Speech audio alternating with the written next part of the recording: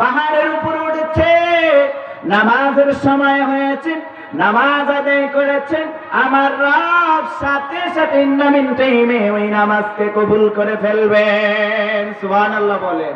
নদীর মধ্যে বান্দায় মাঝি ভাই নৌকা লয়ে গেছে, কিনারা নাই, উপর নাই, তর নাই, মানুষ নাই, শুধু চতুর্পাশে পানি আর পানি। বলে নামাজের সময় হইছে, সিজদা দাও, আমার মালিক সাথে সাথে সিজদা কবুল করবেন। সুবহানাল্লাহ বলেন না কেন? বলে বান্দা যেই জায়গায় সিজদা দিবে পবিত্র স্থানে আমার মালিক বলেন আমি রব সাথে সাথে কবুল করে ফেলব। সুবহানাল্লাহ বলে। এজন্য মুসলমান ভাইরা আমার, এই মাহফিল থেকে আমাদেরকে শিক্ষা নিতে হবে, এটা কোরআনের মাজলিস, কোরআনকে ভালোবাসতে হবে। কথা বলেন ঠিক কিনা?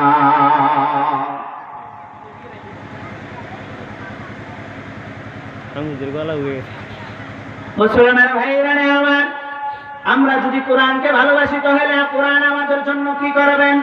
আল্লাহ আমাদের জন্য কি করবেন? কোরআনকে ভালোবাসলে রাসূল আমাদেরকে কতটুকু ভালোবাসবেন জানা দরকার আছে না নাই? তাহলে রাসূলের হাদিস থেকে আমরা জেনে নেব। মায়ার নবী বলেন, আহলুল কুরআনি হুম আহলুল্লাহি ওয়া খাসসাতুহু। মায়ার নবী বলেন, যারা দুনিয়াতে কোরআনকে প্রাধান্য দেবে, কোরআনকে অগ্রাধিকার দেবেন, আমি রাসূল ঘোষণা করলাম তারাই হবে আল্লাহর প্রিয় খাস বান্দা। সুবহানাল্লাহ বলেন। আমার মালিক বলে, আমার কোনো স্ত্রী নাই, আমার কোনো সন্তান নাই, আমার কোনো আত্মীয় স্বজন নাই রে বান্দা, তোমরা আমার আপনজন। কেমনে হবা আপনজন? কোরআনকে অনুসরণ করো, কোরআনকে অনুকরণ করো, কোরআনকে ফলো করো। আমি রব ঘোষণা করলাম তোমাকে আমার নৈকট্য হাসিল করার মতন সুযোগ করে দেব। সুবহানাল্লাহ বলে। তাহলে আমরা হলাম আল্লাহর সৈনিক। কার সৈনিক? কথা বলেন, কার সৈনিক? আমরা রাসূলের সৈনিক। আমরা কি কোনো নাস্তিককে ভয় পাই? কোন ইহুদিকে ভয় পাই?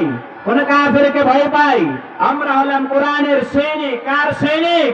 কোরআনের সৈনিক। কোরআন দিয়ে আমরা কথা বলবো, কখনো নাস্তিকের কাছে মাথা নত করবো না। কথা বলেন ঠিক কিনা?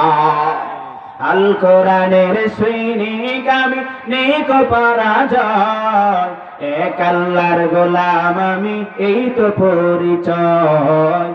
এক আল্লাহর গোলাম আমি, এই তো পরিচয়। আল কোরআনের সৈনিক।